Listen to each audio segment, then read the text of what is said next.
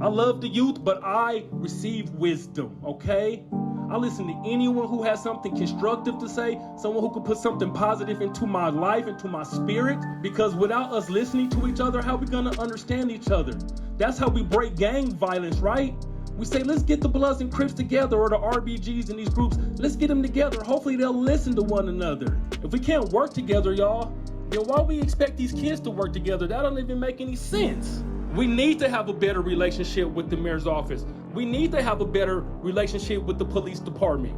We need to have a better relationship as organizers. OGs, quit punking these kids. Quit acting like, oh, y'all ain't as tough as we was. Says who? Why does it matter? I'm proud of our youth. I'm proud our youth are smarter than us. I'm talking to you older black men. Get off their backs. We're gonna honor these youth. We're gonna honor these women.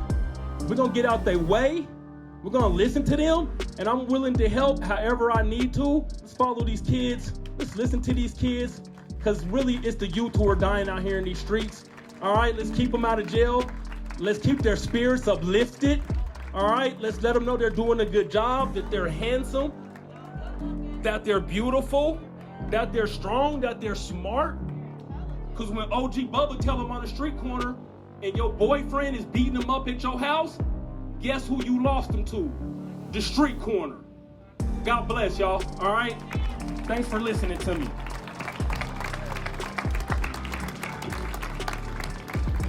Give T-Rob another round of applause, y'all.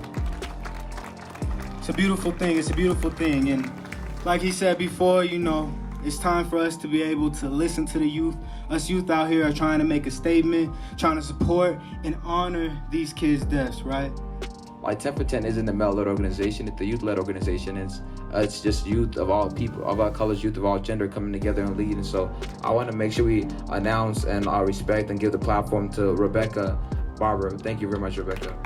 Tonight, I need you to just, not to just listen to what I'm saying, but I need you to hear what I'm saying. I need you to connect and feel for what I am saying. With so much hate in this world, there is no room for hate in our communities. There should be no reason why a black boy only aspires to have a gun and sell drugs, or have a gun to feel powerful at all.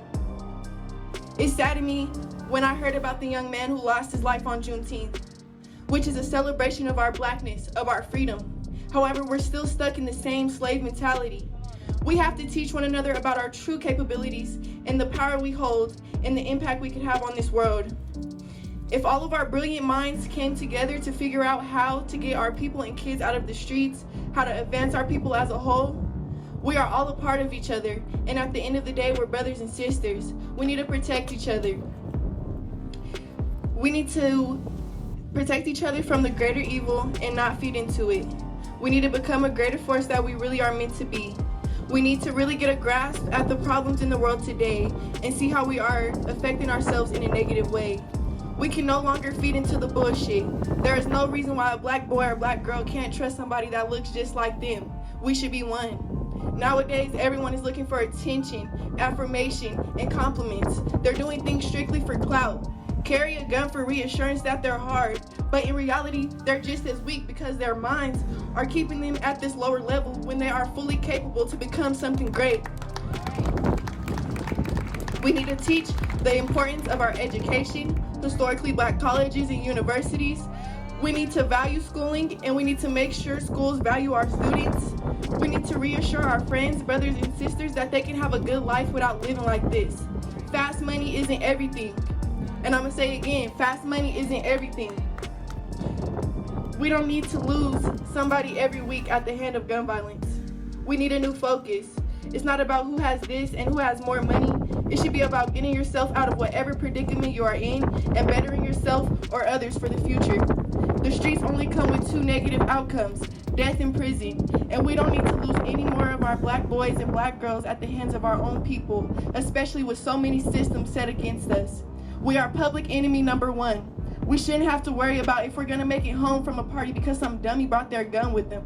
We don't need to worry about our black men and if they're gonna make it to the next day because they gang banging. If anything, can we change the narrative of a gang? Why do we have to set ourselves up against each other? Why don't we use gang life for the better, to enrich and uplift? I know y'all are tired of losing y'all homeboys. We've been dying at an extremely high rate for years now, and that needs to stop.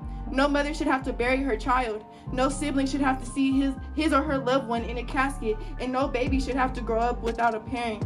It's a sick cycle we can no longer continue, and I honestly hope for the safety and tranquility in our communities. I love y'all. Thank you.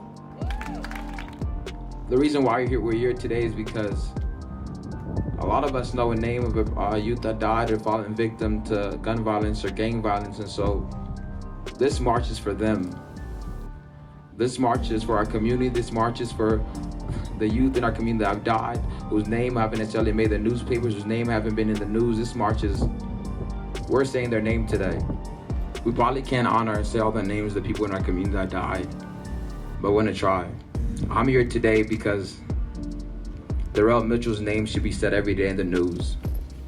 Kalani Hayter, It's Aiden Lawrence. Tevion's Washington's, Xavier Collier, Moses Cheney Harris, Marnie Kelly, Davari Armstrong, Xavier Surges, Andre Price, Nathaniel Estes III. Galen Allen.